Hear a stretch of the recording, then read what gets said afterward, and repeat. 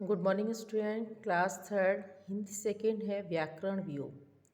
आज हम आपको व्याकरण व्योम का पहला सिलेबस है वो आपको बताएंगे। बेटा आपका सिलेबस जो है 7 से है। चैप्टर 7 सर्वनाम से है और 7 से 11 तक वाक्य तक आपका कंप्लीट क्लास में हो चुका है। क्लास में कंप्लीट वर्क कराया जा चुका है नोटबुक एंड बुक में। आज चैप्टर 12 हम आपको पढ़ाएंगे विराम चिन्ह। विराम चिन्ह क्या है, विराम चिन्ह कौन कौन से हैं, विराम चिन्ह के बारे में आपको बताएंगे। तो आपको पाठ आपको पढ़ना है विराम चिन्ह। चैप्टर 12 विराम चिन्ह। विराम क्या है? विराम का अर्थ होता है रुकना। विराम का अर्थ है बेटा रुकना। जब हम बोलते हैं तो दो वाक्यों के बीच में थोड़ा रुकते हैं। बोलते समय हम दो वाक्य होते हैं उसमें हम थोड़ा सा रुकते हैं। इसे लिखते समय हम कुछ चिन्हों से स्पष्ट करते हैं। जब हम लिखते हैं तो कुछ चिन्ह विराम चिन्ह है उससे हम स्पष्ट करते हैं।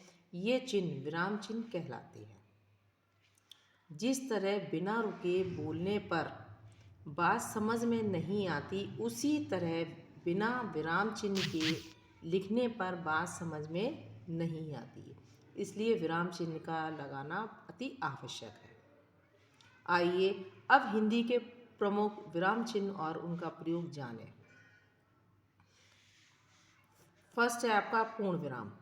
पूर्ण विराम क्या है? पूर्ण विराम का चिन्ह है ये जिन वाक्यों में कोई सूचना या समाचार होता है उनके अंत में पूर्ण विराम का चिन्ह, पूर्ण विराम ये इस तरीके से लगाया जाता है, लिखा जाता है। जैसे कहा है रामलाल के 4 बेटे। ये वाक्य हमारा यहाँ समाप्त हुआ है और वाक्य समाप्त होने के बाद हमने पूर्ण विराम लगाया है। सेकंड है अर्धविराम। नंबर 2 पर है अर्धविराम। अर्धविराम क्या है? अर्धविराम का ये चिन्ह दिया हुआ है। अर्धविराम का अर्थ है आधा विराम। एक तरह के कई छोटे वाक्यों को एक बड़े वाक्य में जोड़ने के लिए अर्धविराम का प्रयोग करते हैं। जैसे का नंबर पे दिया है, एग्जाम्पल आपका दिया हुआ है, तुम जो चाहो, अर्धविराम लगा हुआ है, करो, फिर यहाँ अल्प विराम, ये अल्प विराम है, ये अर्धविराम है। लेकिन लाभ हानि का ध्यान रखना। तुम जो चाहो करो लेकिन लाभ हानि का ध्यान रखना है। तो इसके बीच में अल्पविराम लगा हुआ है, यहाँ पर अर्धविराम लगा हुआ है। नंबर 3 पर है अल्पविराम।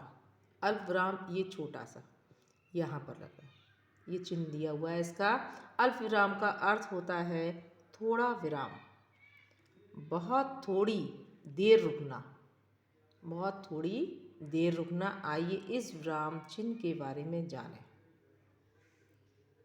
नंबर 1 पर एक पद के अंदर आने वाले शब्दों को अलग करने के लिए का है होली की टोली में रोहन, मोहन, रीता, मनोज, शालू, नीलम और मनीष थे।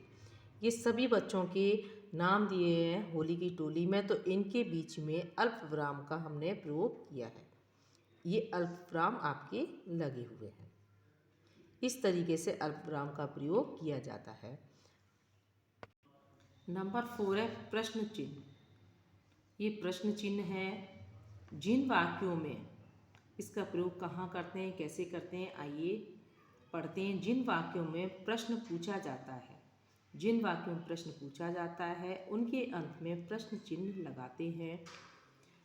नंबर 1 पे कुछ प्रश्न चिन्ह शब्दों को, जैसे क्या, कौन कौन से शब्दों के जब प्रश्न हम पूछते हैं या लिखते हैं तो कहाँ पर लगाते हैं? क्या, कब, क्यों, कहाँ, कितने, कैसे आदि से बनते हैं प्रश्न हमारे।